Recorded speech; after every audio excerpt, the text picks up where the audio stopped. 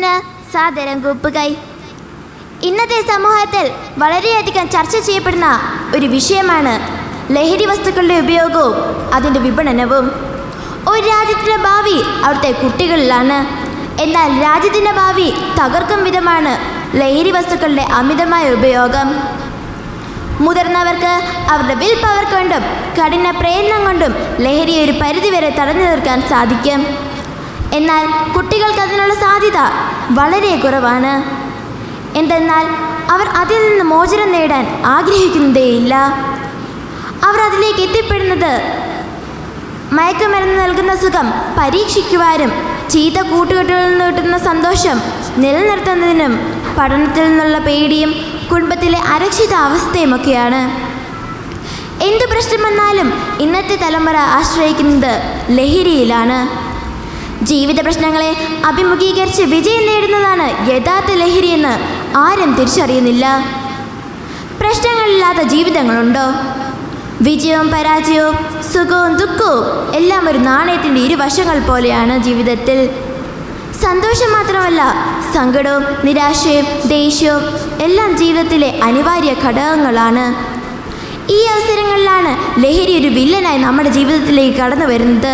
ലഹരിക്ക് അടിമപ്പെടുന്നത് ആൺകുട്ടികൾക്കൊപ്പം തന്നെ പെൺകുട്ടികൾ ഉൾപ്പെടുന്നു. ചാറ്റിങ്ങിലൂടെ പരിചയപ്പെടുന്നവർ, പുറമെയുള്ള കൂട്ടുകാർ മുതലായവരുടെ ബ്ലാക്ക് മെയിലിംഗ് വഴിയാണ് പലരും ഇതിലേക്ക് കടന്നു വരുന്നത്. ഭയം കൊണ്ട് ഇതിലേക്ക് എത്തിപ്പെടുന്നവർ ലഹരിയുടെ പൈശാചിക ലോകത്തേക്ക് പോവുകയും ഭൂമിയിലെ സുഖങ്ങൾക്ക് കടിഞ്ഞാലിടുകയാണ് ചെയ്യുന്നത്. ഒന്ന് രുചിച്ച് നോക്കി ഉപേക്ഷിക്കാമെന്ന രീതിയിലാണ് പലരും ഇതിലേക്ക് എത്തിപ്പെടുന്നത്.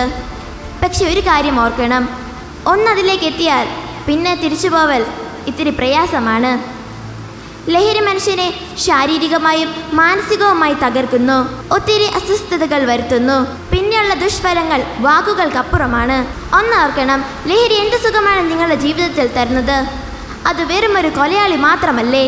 കുടുംബത്തോടും കൂട്ടുകാരനുമൊപ്പം സന്തോഷത്തിലും സ്നേഹത്തിലും ചെലവഴിക്കുന്നതിൽ പരമാനന്ദം എന്തുണ്ട്? ജീവിത പ്രശ്നങ്ങൾക്കുള്ള പരിഹാരം ദൈവത്തിൽ നിന്നാണ് ലഭിക്കുക. ഇത് മനസ്സിലാക്കാതെ അമൂല്യനിധിയായ ജീവൻ തകർത്തുകളയുകയാണ് ഇന്നത്തെ ജനത. ഇനി മാതാപിതാക്കളുടെ ഒരു കാര്യം, കുട്ടികളെ ശിക്ഷിക്കാം, എന്നാൽ വീണ്ടും തെറ്റിലേക്ക് പോകുന്നത് പോലെ മനസ്സ് വേദനിപ്പിക്കും വിധമാകരുത്.